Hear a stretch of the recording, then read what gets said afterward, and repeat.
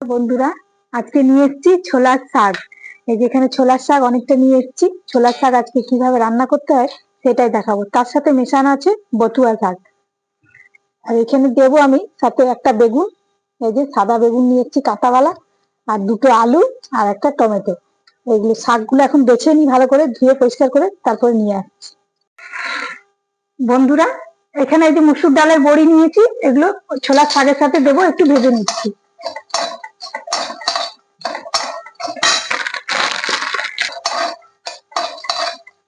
এগুলো তুলে নিচ্ছি এখন।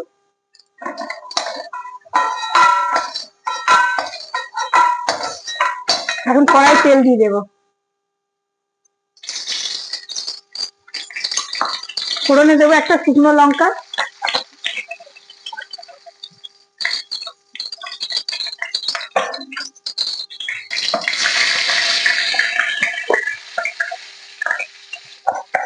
আর দেবো একটু পাঁচফোড়ন। ফোড়নটা ভাজা ভাজা হয়ে গেলে সবজিগুলো দিয়ে দেবো। এই যে সবজিগুলো আমি এখানে কেটে রেখেছি, আলু, বেগুন, টমেটোটা পরে দেবো, তাই এখনো এখানে ধুয়ে রাখিনি।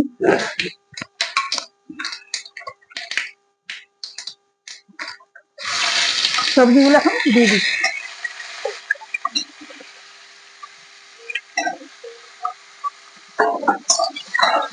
সবজিটা একটু ভাজা ভাজা হবে, তারপরে টমেটোটা দেবো। একটু ঢাকা দিয়ে দেবো, এখন চাপা দিয়ে দিচ্ছি। খুলে দেখছি, আমি একবার খুলে এখানে টমেটোটা দিয়ে দিয়েছিলাম, কেন পরে সেদ্ধ হবে না বলে। এখন আমি দিয়ে দেবো নুন, হলুদ, মশলা দিয়ে দেবো।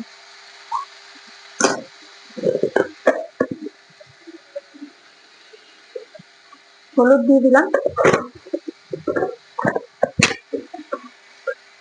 নুনটাও দিয়ে দিলাম। এখানে দিয়ে দেবো, এখানে ধনে, লঙ্কা আর জিরে বেটে রেখেছি, এটা একটু দিয়ে দিলাম।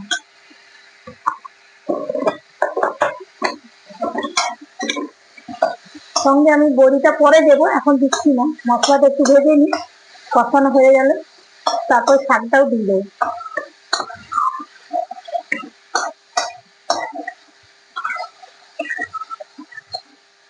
মশলাটা আমার কষানো হয়ে গেছে, এখন আমি এই যে শাকটা ধুয়ে রেখেছিলাম কেটে, এখন দিয়ে দিচ্ছি।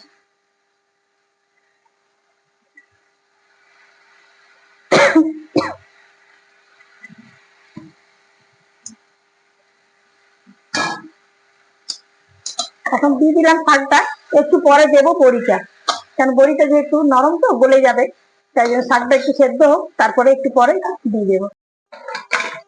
খুলে দেখছি বন্ধুরা, হয়ে গেছে তরকারিটা। আমি বড়িটা উপর থেকে দিয়ে দিয়েছিলাম, ওটা দেখানো হয়নি।